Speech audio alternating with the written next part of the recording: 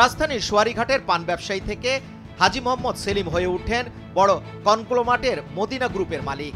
গত ৩ দশকে দেশের বড় দুই রাজনৈতিক দল আওয়ামী লীগ ও বিএনপির পৃষ্ঠপোষকতা পেয়েছেন তিনি। রাজনৈতিক পৃষ্ঠপোষকতা ও পেশি শক্তি প্রয়োগের মাধ্যমে ঢাকা ৭ আসনের সংসদ সদস্য হাজী সেলিমের ব্যবসায়িক উত্থান ও সমৃদ্ধি হয়েছে। নবম শ্রেণী পর্যন্ত লেখাপড়া করেছেন তিনি। ১৯৯৬ সালে হাজী সেলিম ঢাকা ৮ আসন থেকে প্রথম সংসদ সদস্য নির্বাচিত হন।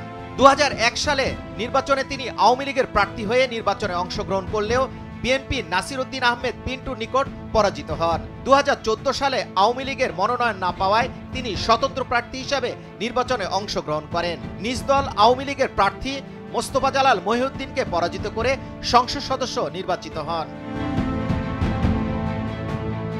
গতকাল ১ সেপ্টেম্বর রাতে তাকে গ্রেপ্তার করেছে পুলিশ। জানা গেছে, স্বাধীনতার আগে হাজী সেলিমের বাবা চান মিয়া ছিলেন সোয়ারীঘাটের পান বিক্রেতা।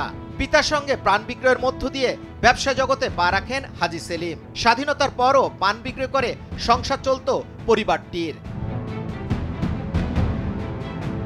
এক পর্যায়ে কোমল পানীয় 7 আপের এজেন্সি খুলে বসেন তারা।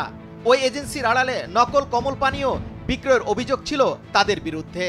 সে সময় মোহাম্মদ সেলিম, তার বাবা চান মিয়া এবং বড় ভাই কায়েস মিয়াকে পুলিশ আটকও করেছিল।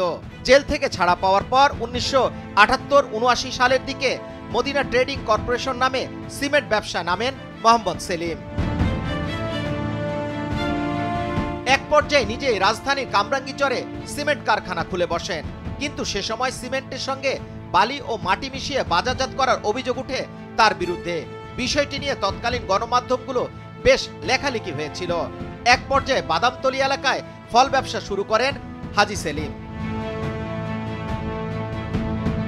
অতীত বিশ্লেষণ করে দেখা যায়, সন্ত্রাস, দুর্নীতি, ক্ষমতার অপব্যবহার সহ বিভিন্ন ধরনের অনৈতিক কর্মকাণ্ডের সঙ্গে জড়িয়ে আছে হাজী সেলিমের নাম।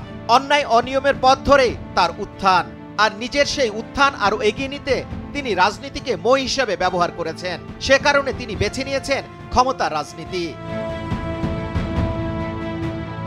৯০ দশকের বিএনপি নেতা মীর শওকতের হাত ধরে রাজনীতিতে উত্থান হয় হাজী সেলিমের।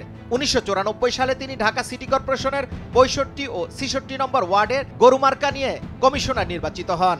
১৯৯৬ সালে জাতীয় সংসদ নির্বাচনে অংশ নেওয়ার জন্য বিএনপির মনোনয়ন চেয়েছিলেন হাজী সেলিম। ক্ষমতার ছত্রছায়ায় ফুলে ফেপে উঠতে থাকে তার ব্যবসা ও সম্পত্তির পরিমাণ। তার প্রতিষ্ঠিত মদিনা গ্রুপের ওয়েবসাইটে তথ্য অনুযায়ী ১৯৯৯ সালের মধ্যে গ্রুপের প্রতিষ্ঠানগুলোর সম্মিলিত বার্ষিক টার্নওভার ৬০০ কোটি টাকা ছাড়িয়ে যায়। পরের বছরগুলোতে এর সংখ্যা ক্রমেই বেড়েছে। তার অবৈধ সম্পদের পাহাড় কত তা অনুমান করা একেবারেই অসম্ভব। যুবরাজ ফয়সাল, ভোরের কাগজ, ঢাকা।